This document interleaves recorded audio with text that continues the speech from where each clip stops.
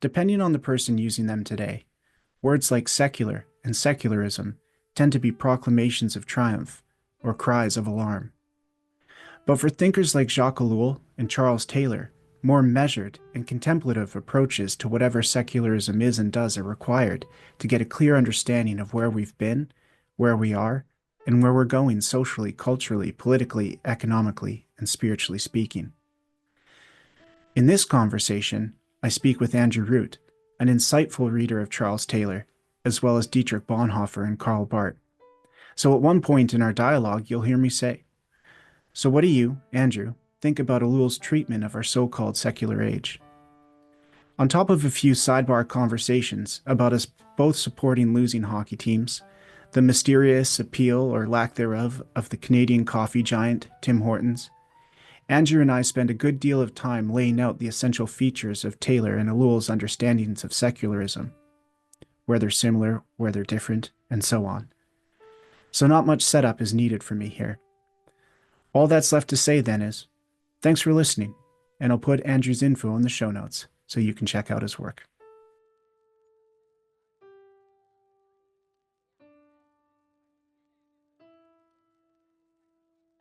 Let's start simply.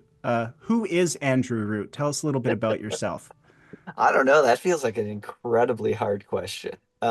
So yeah, I just had a big birthday, so I just feel old is what I feel like right now. But I live in the Twin Cities, so I live in St. Paul, which Minneapolis, St. Paul, I live in the St. Paul side, which is very important if you live here. No one else cares, but if you live here, it's important to be from either St. Paul or Minneapolis because St. Paul people are salt of the earth people, and Minneapolis people are snooty, and so we always want to make sure we're aware of where we live. So I live in St. Paul, and I teach at Luther Seminary, and yeah, I don't know, teach classes and write some books. And just before we hit record, we're talking about hockey. I'm a hockey fan, a Minnesota Wild fan, and just a Minnesota sports fan, which means I'm deeply tortured and wounded. And yeah, the theology of the cross is a lived reality because of that experience.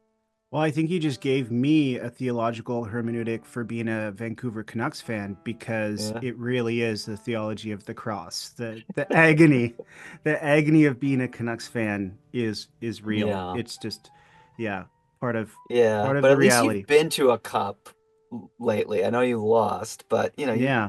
you've been there well a few times before any Minnesota. Yeah, I mean, I think the last time we were in the cup was 91 when we played the Penguins as the North Stars. And Mm. um I think that was Mario Lemieux's first Stanley Cup, and it's we haven't been back to a championship in any of our four major sports leagues since then. So we are definitely Loserville, USA. If maybe Vancouver's Loserville, Canada, we're Loserville, USA. So Yeah.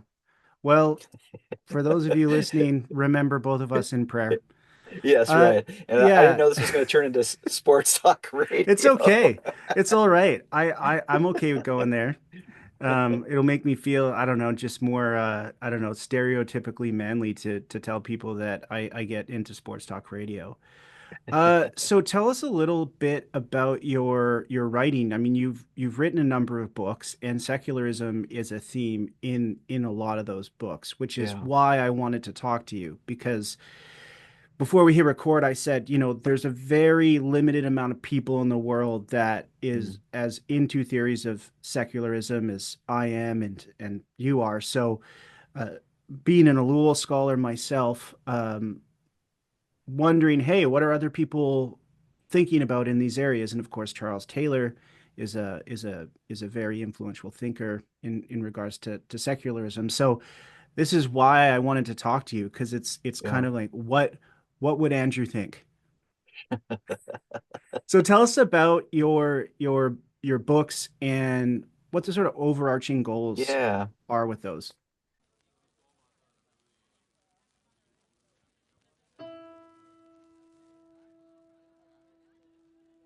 Yeah, I mean it is interesting because maybe a bit unlike you, like I would never have seen myself, nor would I kind of see myself now. I guess in some ways I would say I do a lot of kind of I don't know, like cultural philosophy stuff because of Taylor. Like I think that's part of the maybe the tone or some of the notes of my work, but I never really got into this as a philosopher or like, a political theorist or anything like that. So I stumbled into Taylor really looking for a dialogue partner that could help me in many ways understand a phenomenon. So, like my core interest is really thinking about ministry, and ministry is a really rich reality. I mean, I started both my own kind of work within the church and youth ministry and teaching a lot of youth workers, train a lot of youth workers with my job.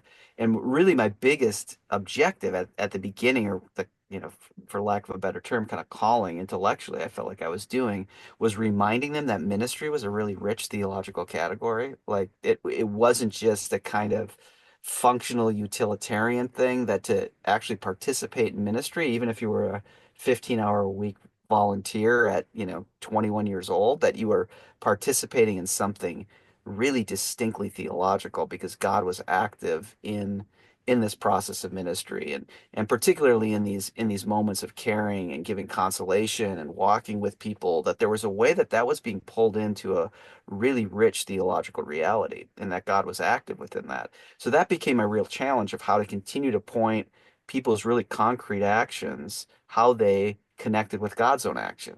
But what became the real challenge, I think, as I tried to do that, is we just have a certain scrim in which we see the world, where divine action becomes, well, it just is hard. It's hard to kind of hold a kind of imagination where God is active and moving. And I think what's really quite profound, and I wouldn't say necessarily troubling, but is just kind of endemic to our reality, is that is much true for pastors and ministers as it is for people in the pews. Like to hold on to the fact and to live in a kind of robust way through practice and I guess in just kind of vision that there's a living God in the world is a really difficult thing. And so trying to kind of talk about that is what took me into Charles Taylor. That Taylor, I think, in those 770 pages in A Secular Age, gives us a long tour with many twists and turns on why a statement like someone saying, like overhearing someone in a coffee shop say, well, I haven't thought about God, if I, or you'd hear them say something like, I was part of this church and I just decided I need to take a break from God for a while. Or you could talk to a pastor and they could say, well, I haven't thought about God. If I'm honest, I really haven't thought about God in months. Like I've written sermons and I've led meetings, but really kind of think about God, I haven't done that. Taylor, I think, gives us ways of describing how that's occurred, why that's occurred, and why it's not just some kind of failure of individual will, but it's a larger structure at play that shifted that. So, these Ministry in a Secular Age books I've been writing, I mean, and part of it is just like, Taylor gives us 770 pages, and I have a guy, a Catholic priest who I from Australia, who had wrote his dissertation on Taylor, and we talk once in a while. And we've both come to the conclusion that we think A Secular Age is a magical book because every time you read it, you find new things that you didn't know were there. Like, it's like, oh my gosh, there's this whole thread of this argument that I didn't see the third time I read it. Now the fourth time, there it is. And so there's just a lot. I mean, in some ways, this is going to sound like a weird analogy, but Taylor's like going to, Home Depot or something. Like there's just aisles in that book of stuff you can work with. Like there you can take these ideas and work with them. So there's a bit of a utilitarian kind of drive to Taylor, but there's also just a kind of beauty in it and a breadth of it that's kind of engaging. And then it's just been really helpful for the larger project that I've been after on the descriptive side of trying to think about, okay, why is it? I mean, why is it that ministers and pastors can lose the thread? And it's not just their fault they lose the thread. It's a whole kind of systemic reality that's shifted across the West.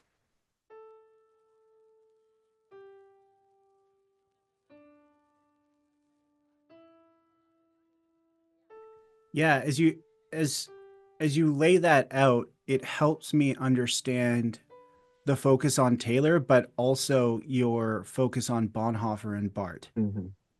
because Taylor is describing the setting that produces this phenomenon where there's people filling churches, both in the pews but also in the pulpit, who are play acting, as Hmm. it were, and don't actually have a experience of what it is they're acting out. That experience of a living God that someone like Bonhoeffer or Bart will tell you that once you encounter this living God, everything changes. So what's preventing us from that? So if Yeah. Taylor's describing what's getting in the way of that, it almost sounds to me like thinkers like Bonhoeffer and Bart are saying, and then, Yeah. right? No, So that's that absolutely. theme of, Yeah. okay, we're locked in this circle of quasi mysticism, finding meaning without God, Hmm. and yet it doesn't deliver. And Yeah. then when it doesn't deliver, what next? And Yeah. thinkers like Bonhoeffer and Bart give you a response. And I mean, it's not for nothing that somebody like Bonhoeffer is often referred to as a theologian of reality. Yeah. Right. Right. Yeah, and it is fascinating. I mean, I really do kind of think that what Bart is trying to get at, especially the early Bart, is trying to think about how do I preach? How do I lead as a pastor inside the immanent frame? I mean, he didn't have that language. He didn't have Taylor to kind of construct that. But but Bart really does want to be modern. He is not trying to kind of go back behind modernity. I mean, that's why I think that some people always feel a little annoyed with calling what Bart and others were after Boltzmann and even Tillich calling it kind of neo-orthodoxy because it kind of has a sense that you're trying to go behind modernity and maybe keep one foot in it, but really you're trying to get kind of back behind it. And I think particularly Barth, but all of those thinkers are not interested in being non-modern if that's possible. Like, being unmodern. They really want to be modern, but they are making a claim that they think even in the modern reality, God can break forth.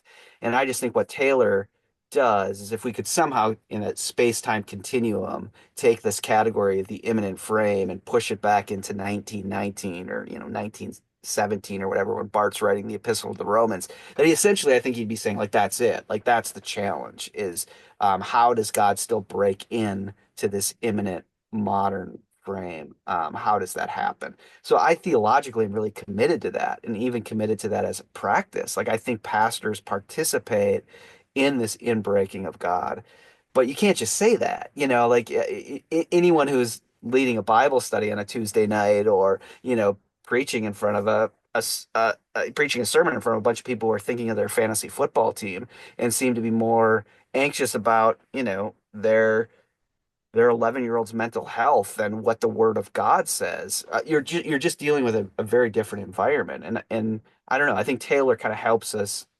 describe that, and he also takes us a step further too, because both Bart, Bonhoeffer, all those guys obviously didn't live after a, 1968, kind of cultural revolution. And Taylor does and wants to show us something also changes in those last 3 decades of the 20th century that's then pushed into the 21st century that makes this even more, I don't know, chaotic wouldn't be the right word, or I mean, Taylor would even give it a negative framework because I think one thing to be annoyed about Taylor is he's so ironic. He never, everything's cool, like he just wants to describe this stuff. Yeah, sometimes he'll come down on certain sides, but he's at his most kind of dogmatic, if you want to use that word, when he's just trying to support liberal democracy than when he's talking about how different people construct meaning. He's like, oh, that's cool. I get that. So he doesn't come down hard on it, but it is a more, chaotic would be the right way to say it, but it is a there's a certain kind of, I don't know, there's a certain kind of accelerated energy to it that makes it even, I think, a more confused time. Yeah. For the uninitiated, could Yeah. you give us a little bit of a summary of Taylor? I mean, you mentioned Yeah. it's like 800 pages, so not expecting you to Yeah. starting in chapter one, but Right. but can you give us a little bit of a window into Taylor? Yeah. You in your latest book, You and elsewhere you talk about this. The image of the exploding star or the nebula is, Yeah. I think, a really helpful analogy for what Taylor is describing as the secular age. So Yeah. maybe you could sketch that out a little bit for those who aren't familiar with what Taylor is up to and what that gives us.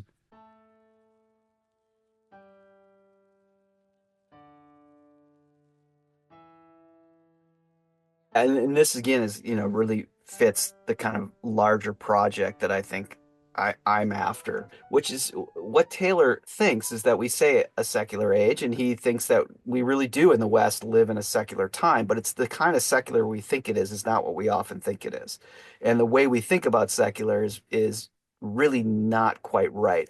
And so the way we tend to think about secular is we tend to think about secular is the loss of participation, or that fewer and fewer people are going to church, fewer and fewer people are engaged in religious institutions, so therefore we're in a secular age. The I don't know, I'm just thinking of the United Church of Canada. Fewer people are going. We can see that. We can see across Canada, across America, particularly in mainline denominations in America, that there just fewer and fewer people are going to church.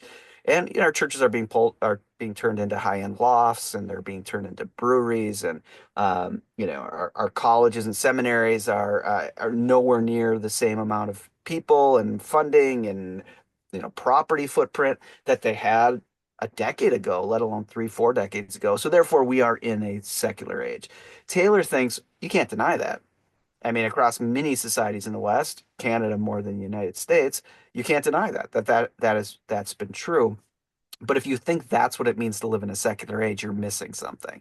That's really, when he says we live in a secular age, he doesn't think that it's the loss of people.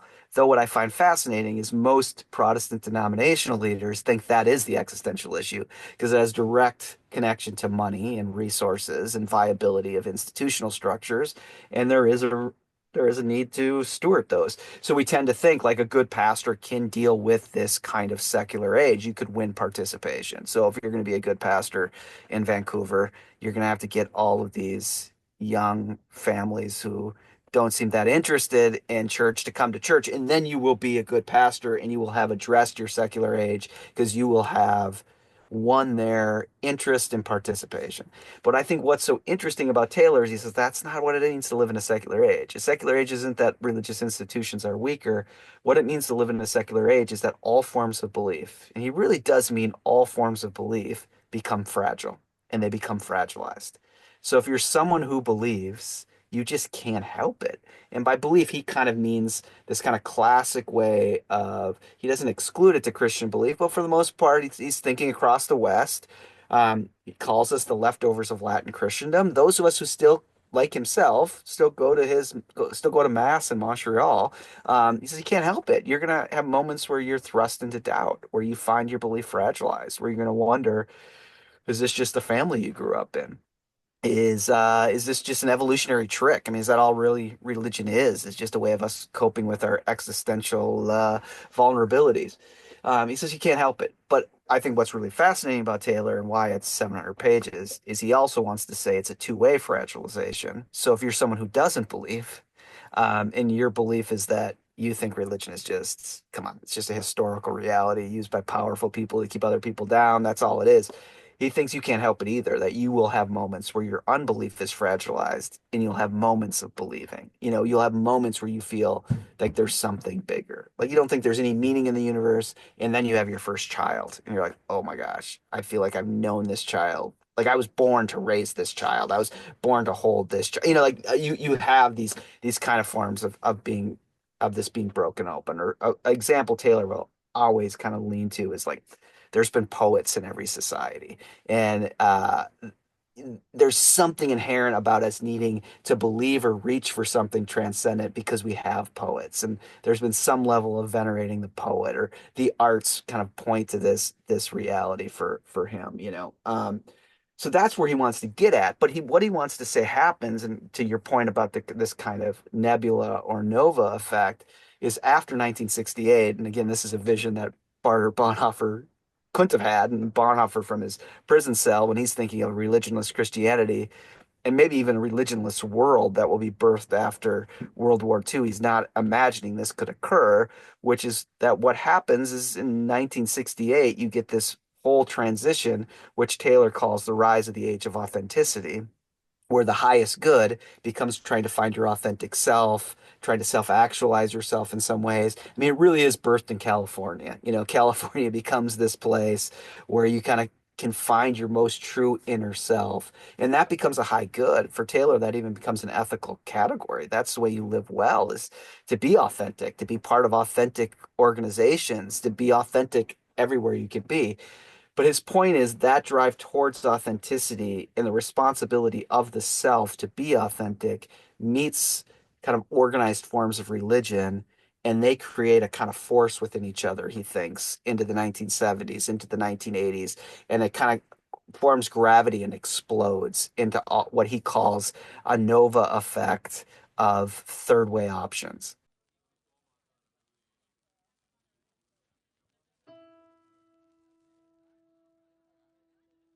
So now, after this explosion, yoga, well, the Canucks, walking your dog in the mountains, those all become just as legitimate spiritual categories as going to a Catholic mass or going to a Protestant service.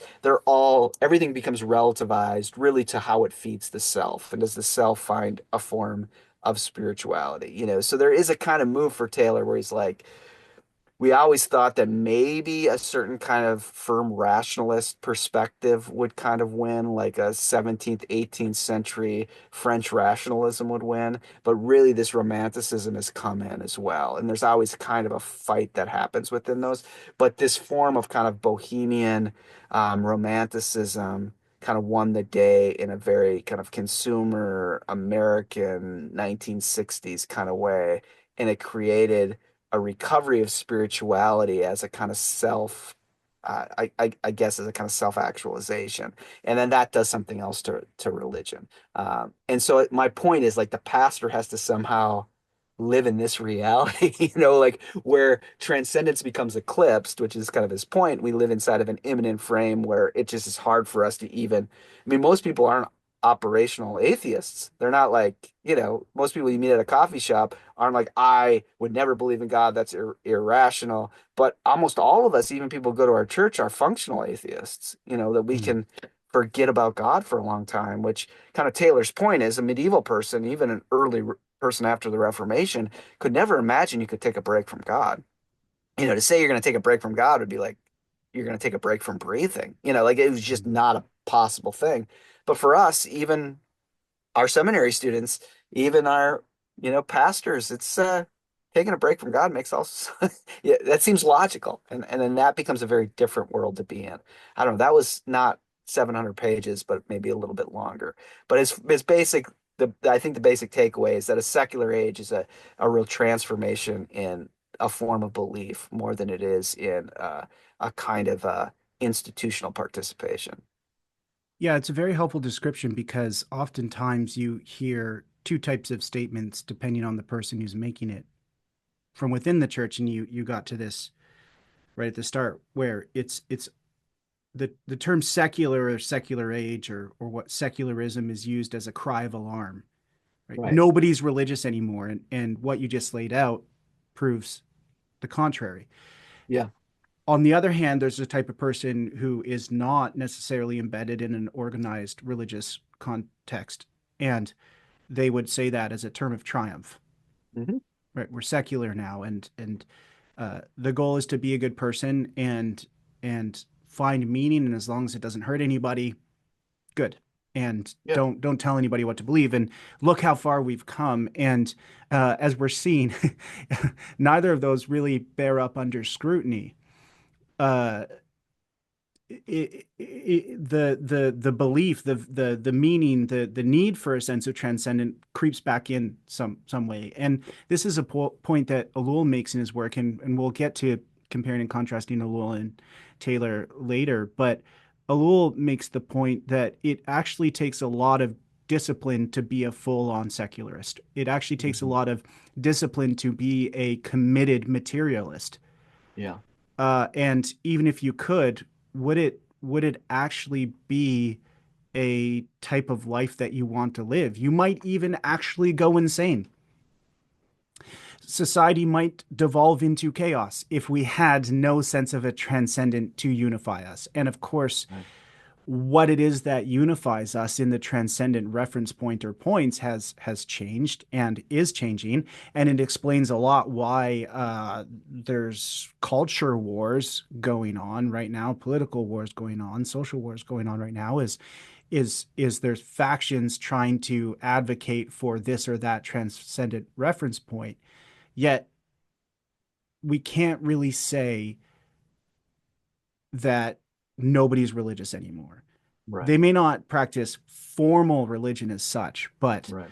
uh, religious impulses seem to be alive and well. And sure, there may be a select group of people who are committed secularists and or materialists, but they're no Hmm. fun to be around. So Right. Right. they just got to Right. get together, making Right. sure Right. that they're not slipping up with any sort of transcendent meaning. Yeah.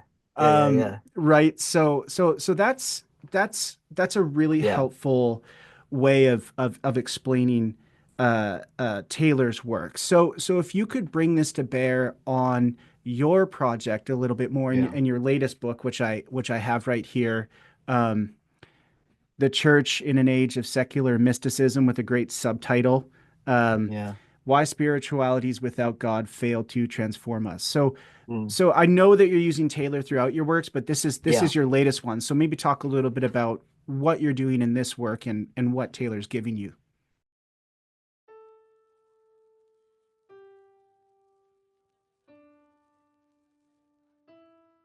Yeah. Well, this is one of those examples of the magical elements of a secular age, because in part five, I mean, this is first of all, anyone who's listening to this, and there's probably the majority of us who picked up a secular age for the first time and never got to part five. You know what I mean? Like I can't tell you how many people are like, I read a bit of that. Like people, it wrestles you into submission, and so that's all good. If that's you, you are with most people. But if you get to part five, there really is some interesting elements in there. And one of those is this articulation where he thinks there's a bit of a confusion in our late modern time where we do think, and I mean, my gosh, just looking at the West overall, it feels to bear out that we're in a polarized environment. Everything is about polarization. But Taylor's point is actually, if you look closely, it's not polarized. It's triangulated, and that's what makes things really, really confusing. Is that this triangulation happens, and two sides team up against one. And he says you can particularly see this when you look at the critiques of religion that pop up. And some critiques of religion will come from what he calls exclusive humanists. And exclusive humanists will say, well, the problem with religion is that religion represses people's deepest needs to be who they are. I mean, it tells you that you're sinful or you're broken or you need something to fix you.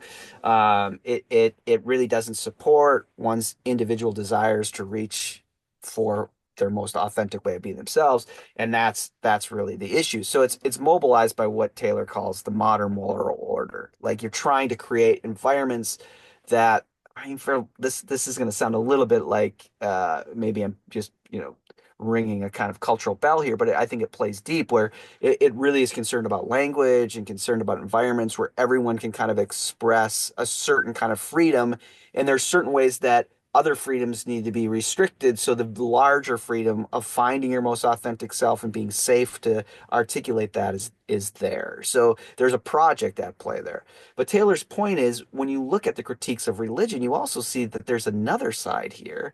And one of the critiques of religion is that, well, it's not just that it represses people. The others is that it polarizes, it edits out the darkest parts of reality. And actually, religion is an opiate. It keeps people from facing reality. Oh, I mean, come on. There's a God who loves you. I mean, oh, and wants to embrace and accept you. I mean, because you just say to the exclusive humanist, no, no, no, this God we worship welcomes everyone and it is accepting. It's not repressive. It's accepting. And the other side, and this is what Taylor calls, sometimes he calls them the neo-Nietzscheans, and sometimes he calls them the counter-enlightenment. but they are kind of based in the larger Friedrich Nietzsche like kind of perspective. And they just think that religion's point is to gut people of the heroic impulse of truly living free. So you see, it's a kind of debate on what is freedom. And so there's a kind of heroicism and a glorifying, if you will, the kind of will towards power, that this is about I mean, I can say this for my country, what America's lost is this sense of the heroicism of this kind of, for lack of a better term, manning up and taking your destiny into your own hands. That's what making America great. And we're going to make America great again by, being forceful and not being pushed around. I mean, we've been pushed around by all these NATO countries, and we've been pushed around by this, and we've been pushed around by that, and then we're going to stand strong. And Taylor's point is, you can see that their critique of religion is that religion is a fairy tale. And then, of course, the response of those who believe something, they're like, no, no, no, no, no, you don't understand. The Christian story really does believe that there's sinfulness and brokenness, and that God brings justice, and that the church just isn't a place of acceptance. It's also a place that prepares us to deal with sin and evil. And yeah, that the church needs to be God's gym, and that we need to speak out against evil. And then the other side comes back and is like, oh, there it is. There it is. You do really want to repress people. You think they're sinful. You don't think that people are good just in of themselves. And his point is, if you don't get impaled by one horn, you get impaled by the other horn.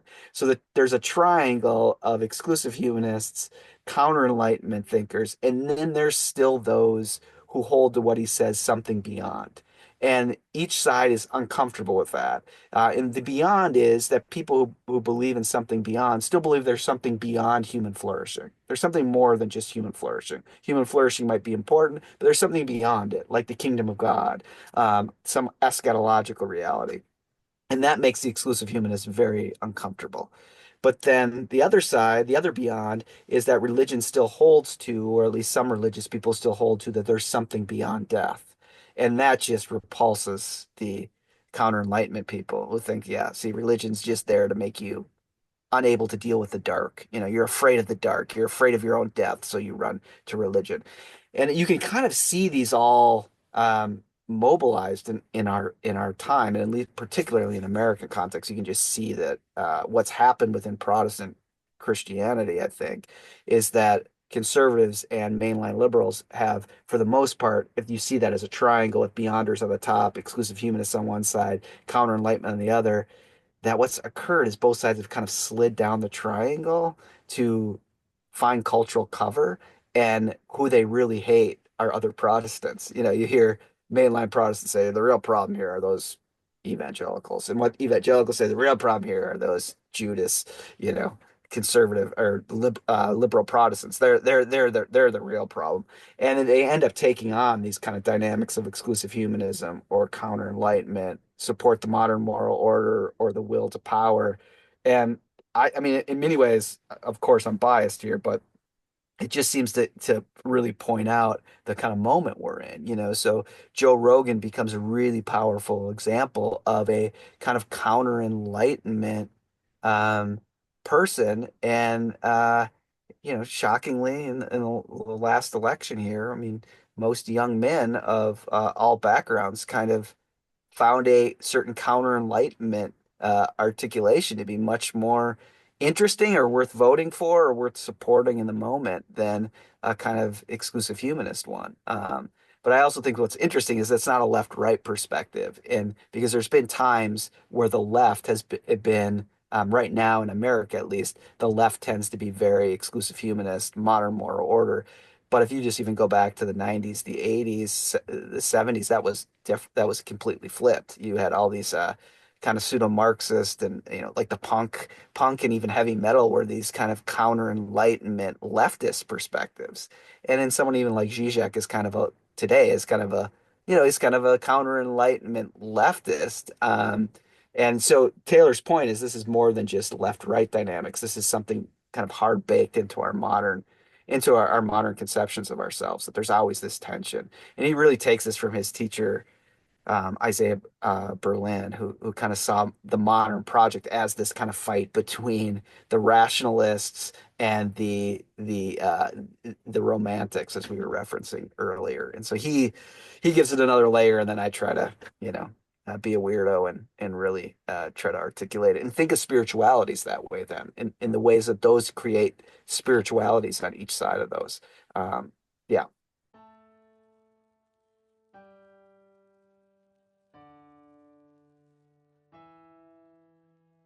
And you use the image of a triangle, and Bonhoeffer uses the image of the circle in Act and yeah, Being. And this was a sidebar conversation, but I think it applies here. Is Taylor's describing this triangle? Bonhoeffer is describing this circle of like immediacy or transcendence, right? Like idealism or transcendence, and how are we going to get out of this circle? Like, what's going to get us out of it? What's going to get us out of it? And basically, Bonhoeffer's like, you can't. You need an inbreaking, which is essentially what you're getting at. And Taylor is more so describing the triangle, this nebula, and just saying, be careful. yeah, Right? You're describing these groups of exclusive humanists on the one hand and the counter Enlightenment folks on the other, and it is a little bit of, at this point, be careful what you wish for, because there's the ideal hmm exclusive humanist, and then there's the reality, which I hear Instagram influencers. That's what we got, yeah, right? right, right, And then we wanted the Nietzschean overman, but we got Joe Rogan and right, MAGA. yeah, So be careful what yeah. those ideals are And offering Jordan and what Peterson, we got happens. Jordan Yeah. Peterson too. Oh, Yeah, yeah, yeah. I yeah, remember yeah. when my friend when Jordan Peterson was becoming quite popular, he sent me an article. I can't remember who wrote the piece, but the title says it all. I'll put it in the show notes, but the title said Jordan Peterson is the intellectual we all deserve. hmm hmm Yeah, uh, because in this disorientation that you're describing, yeah, there are a lot of people who will sign up for a program or commit to following a new thought leader if they're offering some semblance of certainty and yeah, direction in an age where a lot is uncertain and a lot is directionless.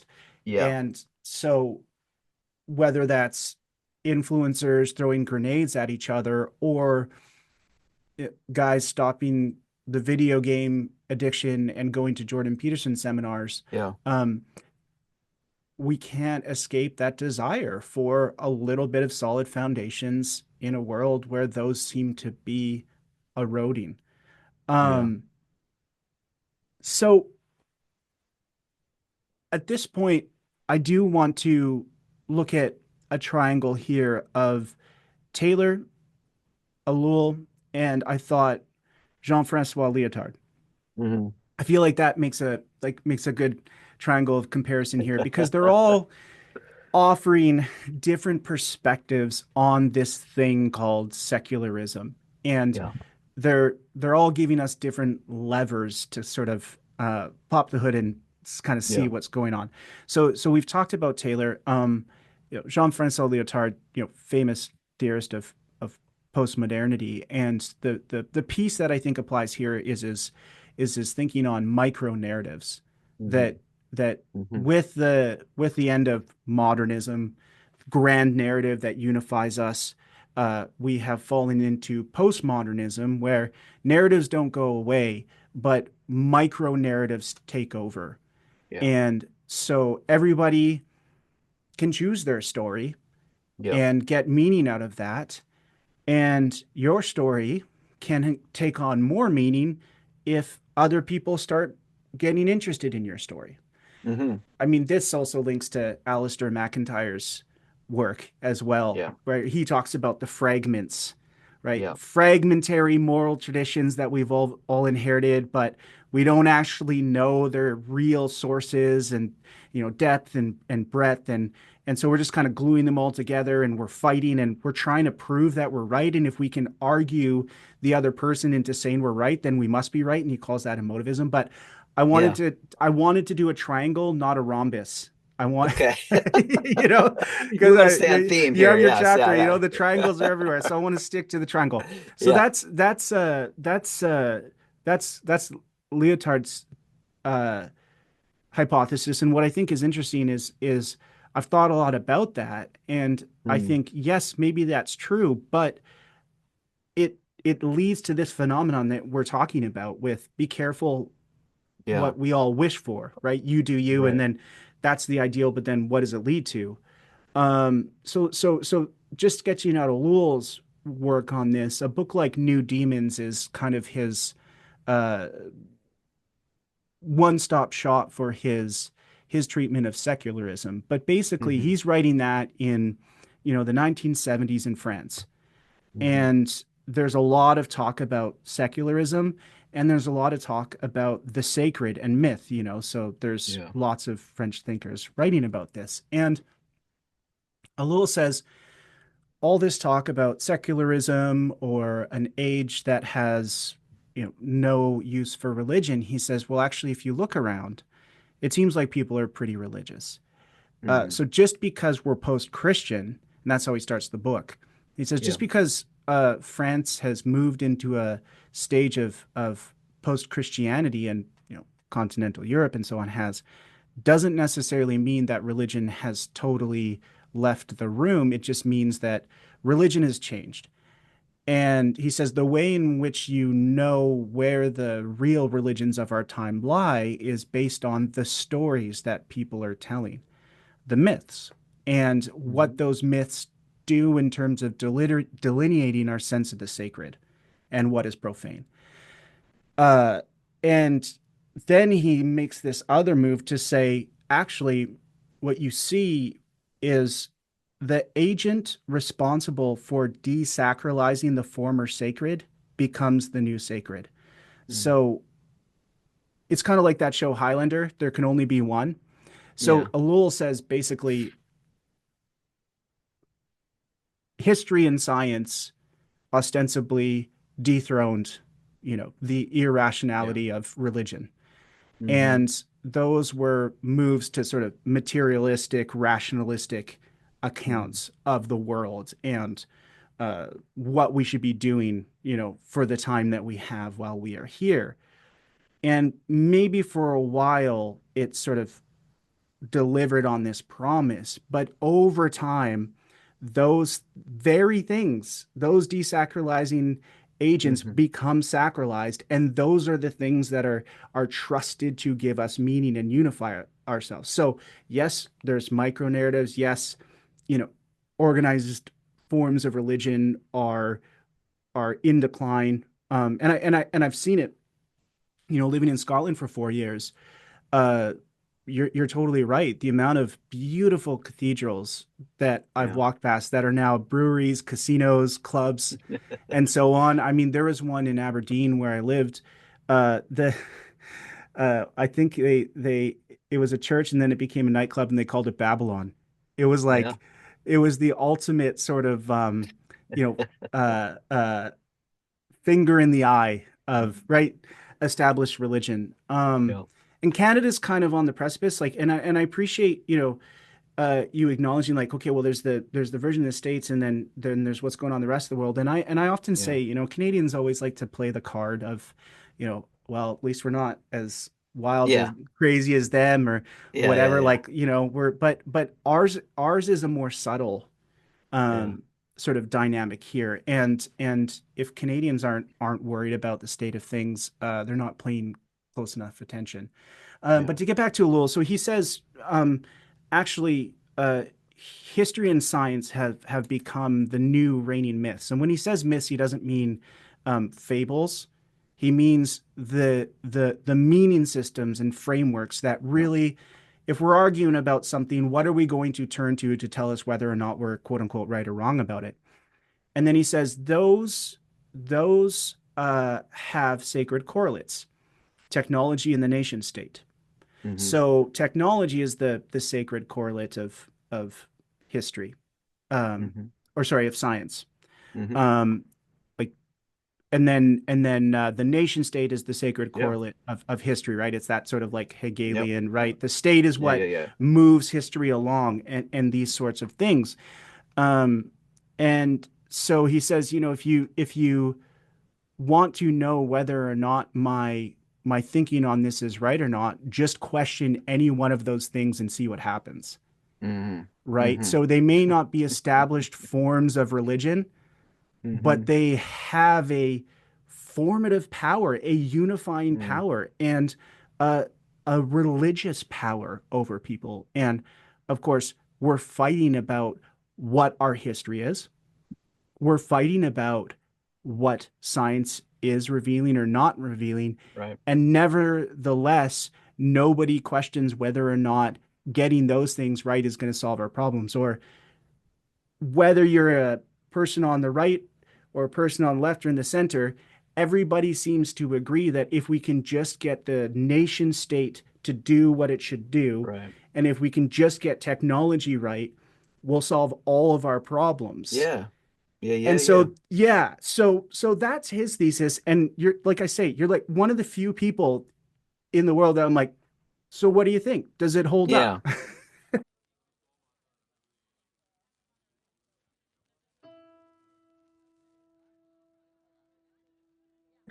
Yeah, well, I mean, I mean, there's a lot that I find really interesting, and I do. So what I'll try to just do, and then I want to hear what you think, but just like how it becomes kind of like Taylor and kind of different than Taylor, where Mm-hmm. there's overlap and where there's not, at least as in my interpretation of it. Um, Well, in the whole place of myth, and even with Leotard and the story, the micro stories. I mean, I do think that Taylor has this deep, deep sense. I mean, I think it's obvious that narrative plays a significant role for him because he really does believe, and I think this is at the center of his work, that we are the kind of creatures who have to live out of some kind of moral framework. So there's the kind of similarity to McIntyre as well, where their projects are similar, which is that we need some we're driven by our action is even compelled by some kind of moral narrative, some kind of moral story that we live out. So we're moral creatures, we're moral believing creatures, which is why you can see he thinks a secular age is fundamentally one that shifts belief because and when you shift belief, then you shift what it means to be a human being or how you make sense because there's no human being who doesn't live without belief, hence without myth, that you are living out of some kind of myth. I think the interesting thing to think about is if we were to put Ellul and McIntyre one side and Taylor, and go back to our triangle and Jordan Peterson and all that stuff, and American universities and Canadian universities and those being kind of centers of exclusive humanism and what Taylor still believes or did still believe is that in the midst of all the kind of contestedness of myth or contestedness of moral stories, we could agree. We could create a nation state where we could find ways of having positive discourse that allowed my stories of my moral frameworks to be upheld, but us to agree on some kind of good. Like, and what I'm thinking here, and you know more about this than I do, but Taylor is just utterly opposed to a kind of French form of Lisate coming to Canada, coming to Quebec. He just does not want that. If you're, um, a Muslim immigrant and you want to wear a head covering, you should be able to do that. That should be stripped. A democratic society should allow people's expressions of and stories of the moral good, the fullness that they have to be there. So there is it feels like, I don't know, this is where I'll pause and let you jump in. There's a similarity and everyone is functioning out of story and narrative here, and that being an essential piece at play. I have another point I want to make about that as we go, but yeah, interact with that, Michael.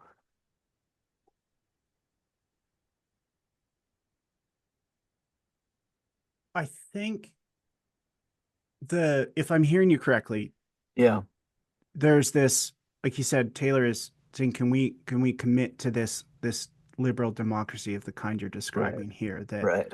um, can we just get along? Yeah, yeah, yeah. And I mean, But get along with our own distinct yes, claimed stories. And that's where he's different than Leotard, I think. Like yeah, at least yeah. one way, it's like, well, they're all micro stories, so there's nothing to hold here. Taylor thinks, no, we could negotiate and get to norms that we really think are better than other norms here. in Mm. democratic conversation.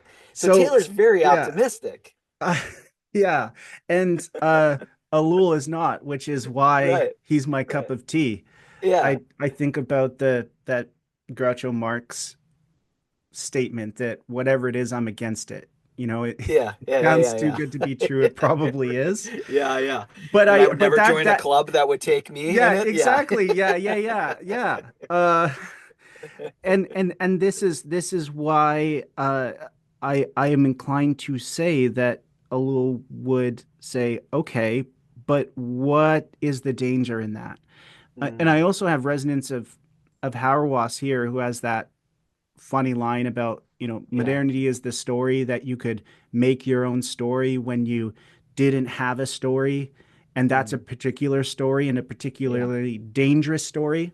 Hmm. So I get the basic idea of, can our story be that we have our distinct stories, we get along, and we give people space Yeah. to get along with their lives as they see fit. Um, I think the risk is in the means to get to that end. I mean, this is a Yeah. little refrain. Ends matter, but means matter too. So Hmm. a lot of times especially in our pragmatic North American context, we always like to tell ourselves that the ends justify the means. And Alula says, actually, no, bad means corrupt good ends. Hmm. And of course, technique and the nation state are the chief means of our time, which is precisely why they're Yeah. sacralized. So I suppose just the very concrete question to put to this proposal from Taylor is to say, okay, let's work with that story, but what means do we use to get there? Right. Because if we're using the tools that built what we have, are Hmm. those tools just going to get us back to the problems that we're here right now, just via a different road? Yeah. So, in terms of technique, this is where propaganda in Ellul's work Hmm. comes into play. That he says, if you see something and you think that's propaganda, it's bad propaganda. The best propaganda is the stuff that nobody thinks is propaganda. And I Yeah. I said this in a conversation that I had on another podcast. When I think about the type of propaganda that really works, like I think about a lot of the work that Aaron Sorkin has done, right? West Wing or Hmm. Newsroom, uh, Hmm. all well written, well acted stories. And Hmm. those stories are so seductive.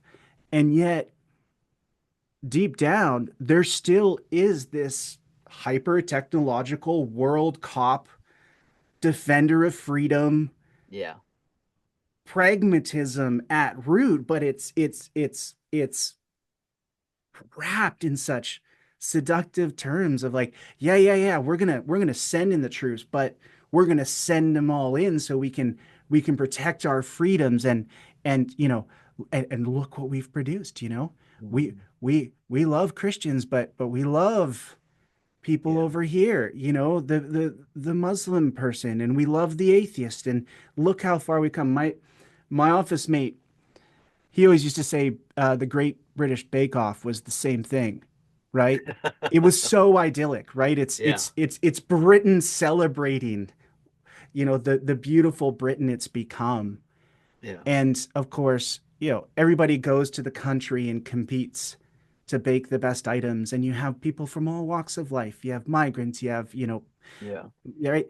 And it's like, look at, but that's all taking place within Brexit, Yeah. right? So, Interesting. so, Hmm. so I think that is the pessimist in me, is like, Yeah. I would love, I would love all of life to be like the Great British Bake Off. But like, how is these means of technology and like the nation state and all these things behind it? And Will makes the point. It's not like the people making Great British Bake Off are actually always consciously saying, "Oh yeah, we're propagandizing people." But that's like the Sure. structural effect of wanting to feel okay, tell stories that make us feel okay, and Hmm. distract us from the very harsh reality of we got a big problem here. Hmm. So that's I'll throw that back to you then. Like, Yeah. is what I'm Well, saying resonating with yeah, you no, or? that makes sense. Yeah, I mean, just to build off uh your TV show references, I hate to admit this, but I do watch a lot of Shark Tank,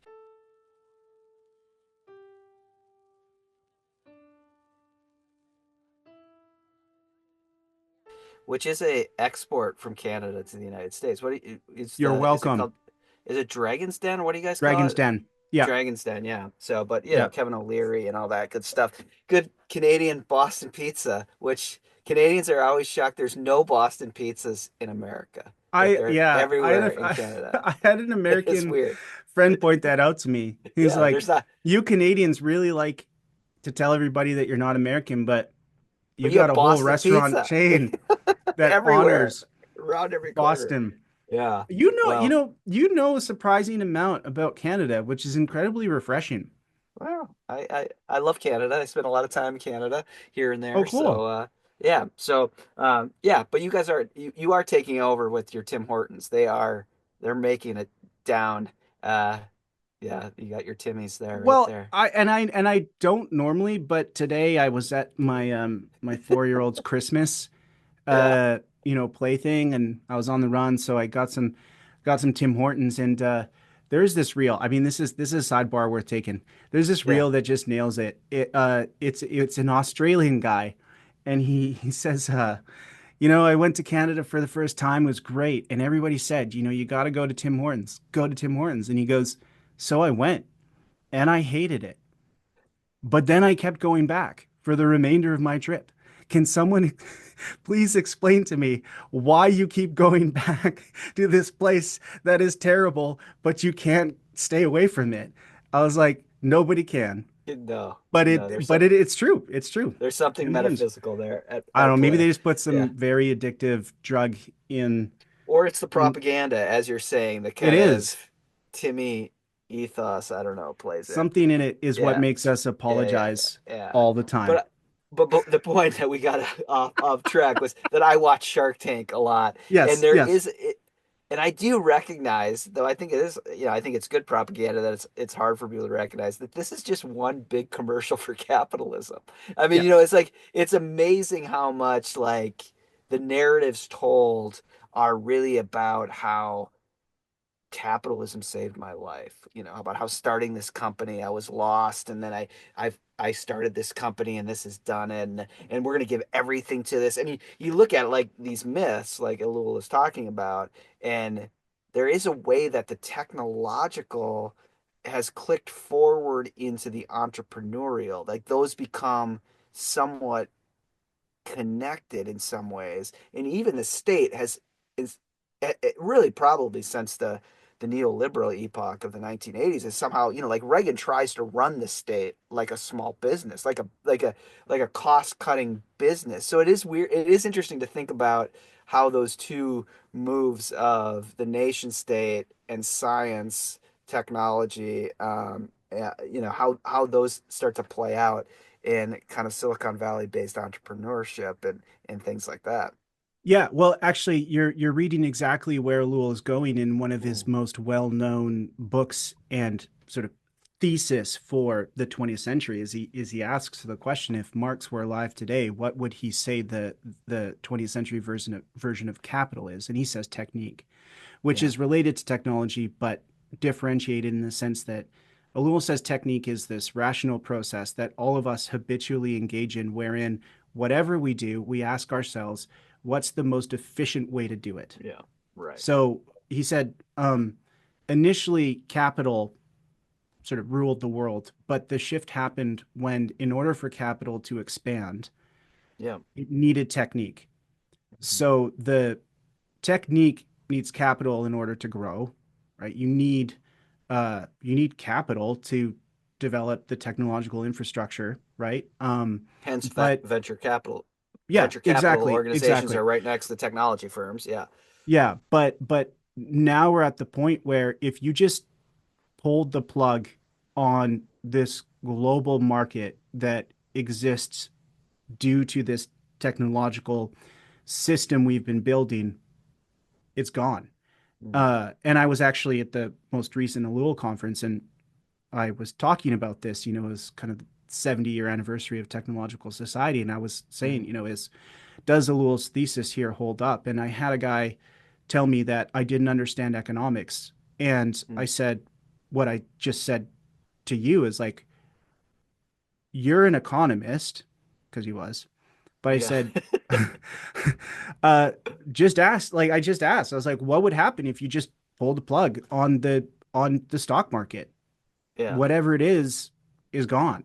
So Right. that's kind of what Ellul is saying, Yeah. and Yeah. there may Yeah. come a point where it's sort of fractured, but that is really what is the engine of our moment. And of Right. course, it goes through different phases, and we are in this phase now of the Silicon Valley entrepreneur, the startup, You're right. you know, rags to riches Hmm. story.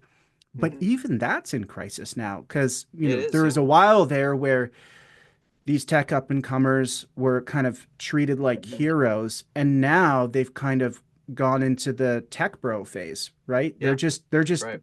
and some of that may just be a very cynical, calculated move to say, I'm going to align myself with the group that will let me do what I want.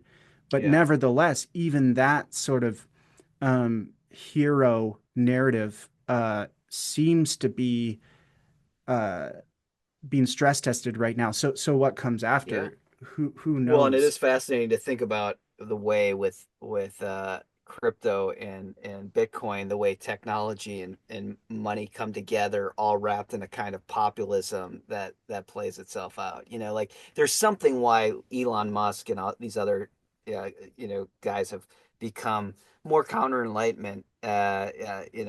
Moved into that direction in the way their kind of populism, uh, yeah, gets interconnected with money and technology. And I don't know, there's something there that I haven't been able to kind of tease out, but that's something that's really powerful. Yeah, I mean, it's just uh, really what it comes down to is the question, who will save us, Yeah, yeah, right? Or what will save us, or and this, you know, drawing it back to your book, as I was reading it, you know, you were talking about this looming sense of guilt and dread, and yeah. it made me think of Camus' famous question, "Who will forgive us?" Mm. Right? For the errors that we commit. Like, where is our system of forgiveness? Where is our system of change and admitting wrong, and Yeah, even just, you know, the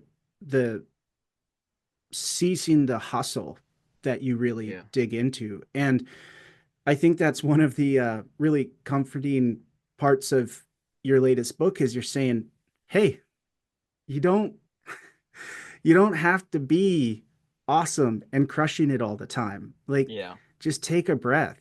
And you know, maybe it's just my season of life as I get older, two kids, you know, it's busy or whatever. And I'm like, I used to really want to be important, and now I just want to like, I just want to take a nap. I'm just Just get a good tired. night's sleep. Yeah, Just get a right. good Yeah, night's sleep. right. So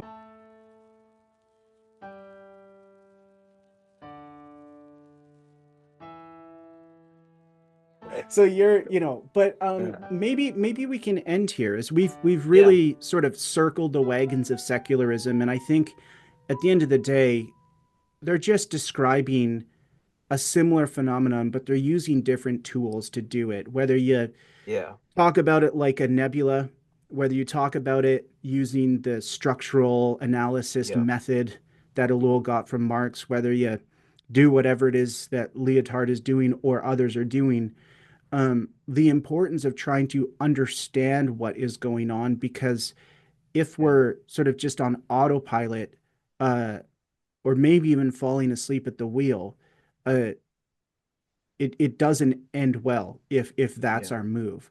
So maybe bring it home here a little bit with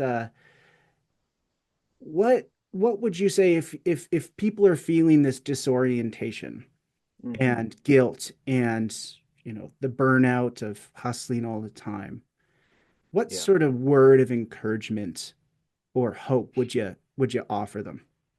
Yeah, and it's going to be a very dialectical one, because I do, I think Just we as share Ellul would this. have it. Yes, that there has to be a dialectical response to this. But I think what we have to be very aware of is that, yeah, and I think this connects. Well, it connects.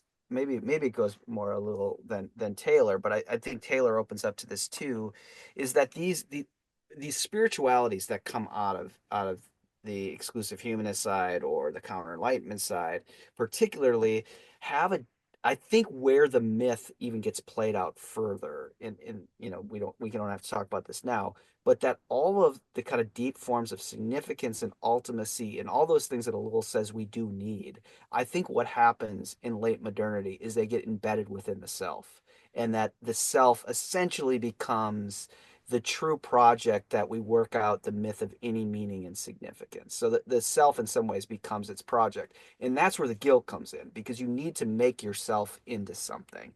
And yourself needs to be magnificent. And all the spiritualities that don't have God within them, the spiritualities without God, is that everyone wants to be spiritual as a way to construct this meaning and find the magnificence of themselves. And I think what is really actually hopeful, and when you see these stories, one of the things we didn't reference that in the book, I look at a bunch of memoirs, because I think memoirs are kind of spirituality tales, and most of these memoirs talk about trying to find their spiritual inner self. But these memoirs can almost map on perfectly to these different sides of this triangle I'm getting at.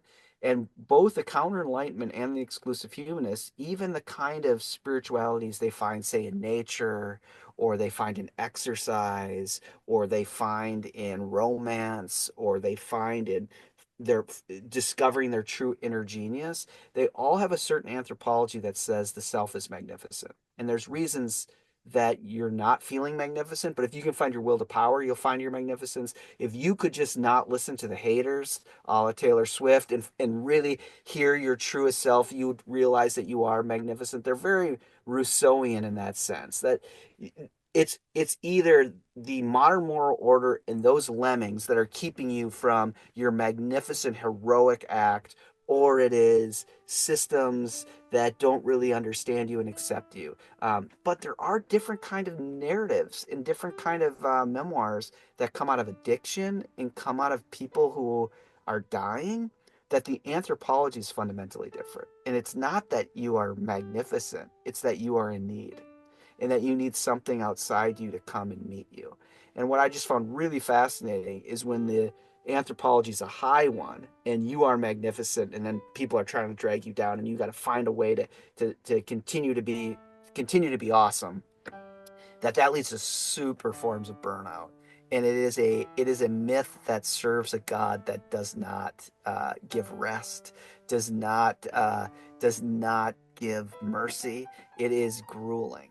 But these other narratives where you have to confess that your hands are empty and you need somebody else to give, you need something outside of you to save you, become incredibly transformational. And so you particularly see these in addict stories of people who every particular action of heroicism, drinking everyone else under the table, or story of cleverness, that those all fall apart. And their healing begins when they realize they need something outside of them to save them. So I think one of the beautiful dialectical moves in this is that we can actually find hope and we can find peace when we can make a confession that we actually don't have the capacity to save ourselves, that we need something outside of us to meet us, with a word of hope and mercy and connection and communion. Um, that it isn't what you optimize and make out of yourself, either as a technology or as a project, but it really is what meets you from outside of you, with a word.